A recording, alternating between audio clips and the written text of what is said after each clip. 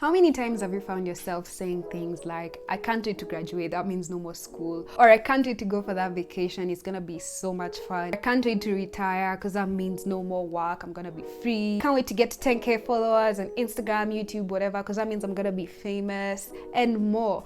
And how many times have you actually gotten to achieve whatever you had set your mind to, and then you're like, yeah, it's fun, it's nice, but after a few you're like, okay, well, that's it, what next? And even after all that success that you have managed to achieve at that moment, you find yourself going after the next big thing even before you fully soak in what you have just achieved.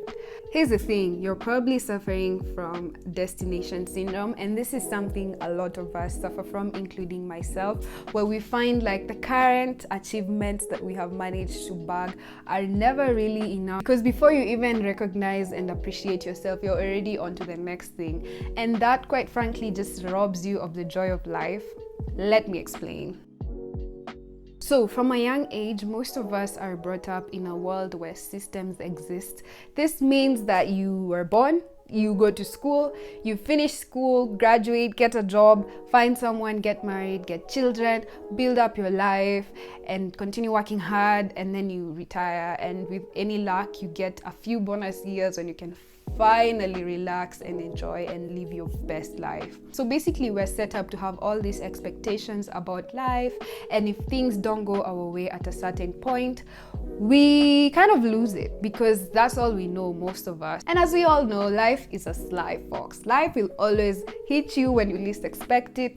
So that means there's a lot of nuances working against the system. Yet it's the same system that we're brought up in and we're expected to follow. And losing it may mean feeling like a failure, depression, midlife crisis, and more. It all really depends on the value that you have attached to the kind of accomplishments that you are looking to set and achieve for yourself. So really, it just churns out all this negativity from within ourselves, because we attach so much value to how well we can align to the system and meet the goals and targets that we have set for ourselves, or the societal expectations that they have imposed on us. So why do they even call it destination syndrome? Kinda sounds like something pastors in mega churches use.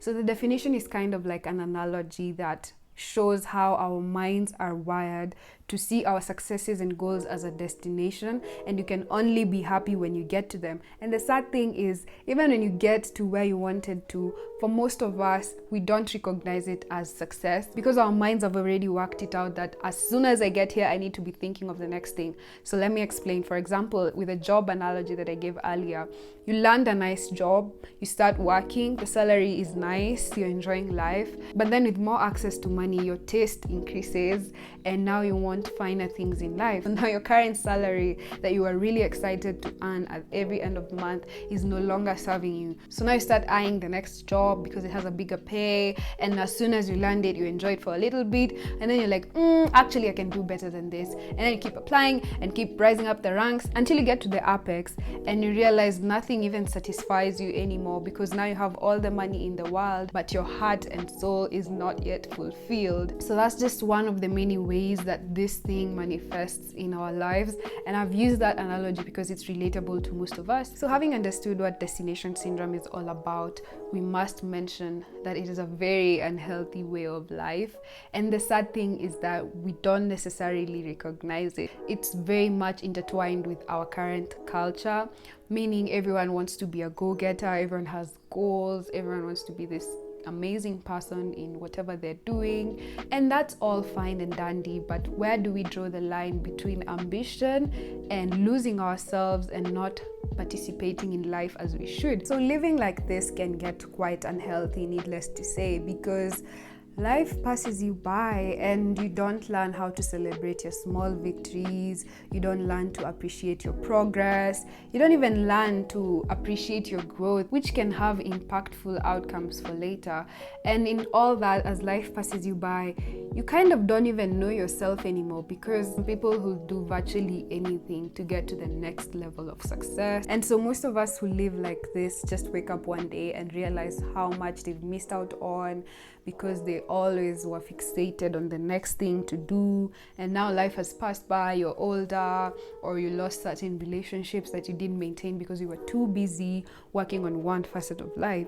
So That's kind of sad, but then it's like happening to a lot of people. Something else I'm gonna add that's a bit philosophical and is up for argument is that it's never really enough for you. Success will never be enough until you make it enough. A huge reason why we are the way we are in terms of chasing after the next big thing is because our dopamine is always motivating us to do better so that we can get that feel-good sensation that all of us know and love. And I just want to read a little bit on dopamine and how it affects us so that we understand what I'm trying to connect. Dopamine is one of the feel-good chemicals in our brain. Interacting with the pleasure and reward center of our brain, dopamine, along with other chemicals like serotonin, oxytocin, and endorphins, play a vital role in how happy we feel. In addition to our mood, dopamine affects movement, memory, and focus. When the brain has a healthy level of dopamine, we feel good. Our motivation increases, we are productive, we plan well, we learn quickly, we're driven, excited about life, focused, and attentive.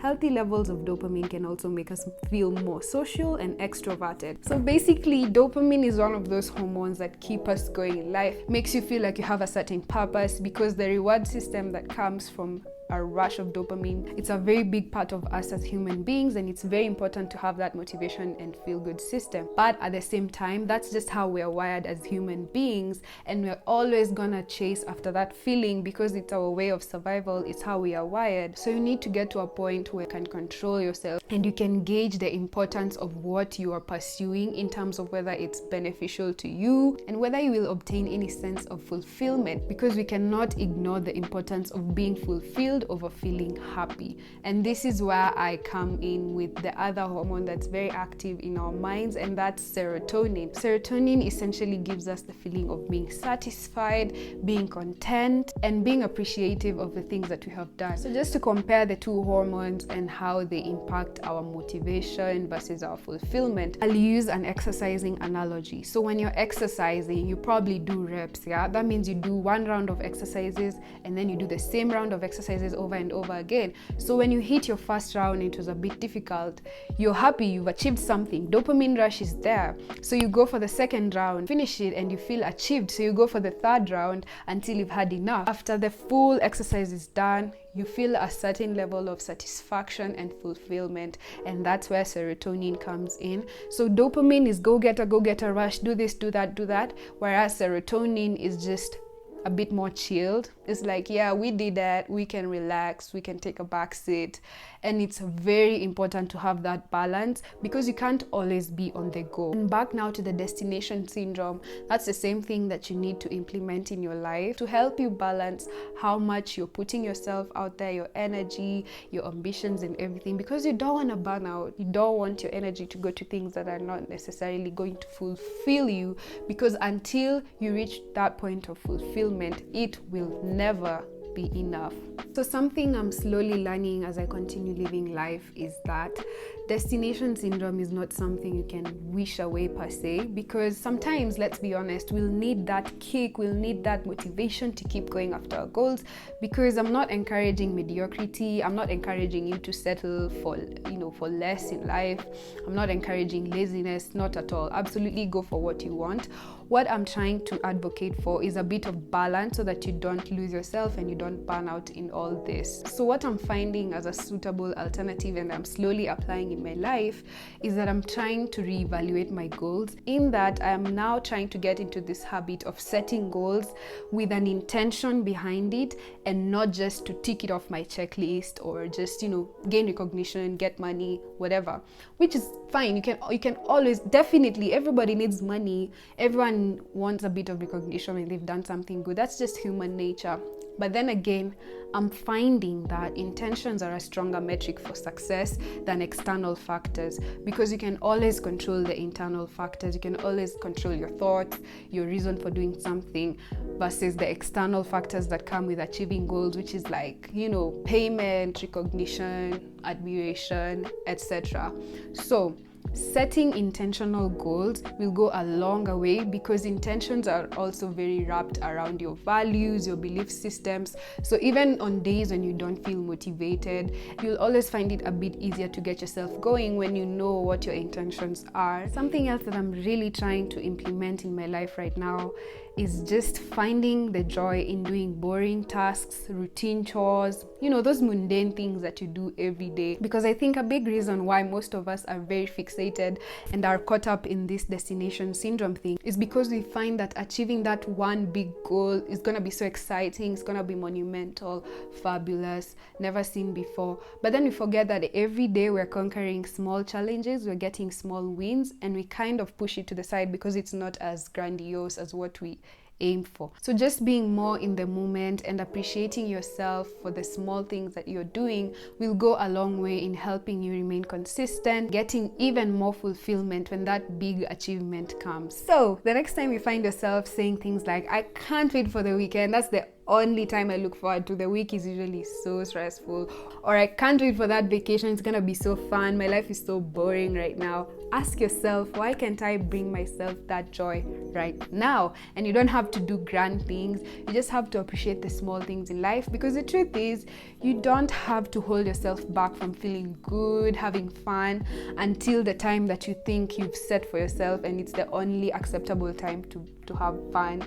And similarly, you don't have to wait until you get that massive achievement for you to value yourself and to see yourself as someone who is worth recognition or worth anything that you're chasing. Those small wins that you're experiencing today, right now, they count just as much as the big one. Thank you for watching, and please comment, like, and subscribe to this channel for more content like this. I'll see you on the next one. Bye. Wait, what? Bye.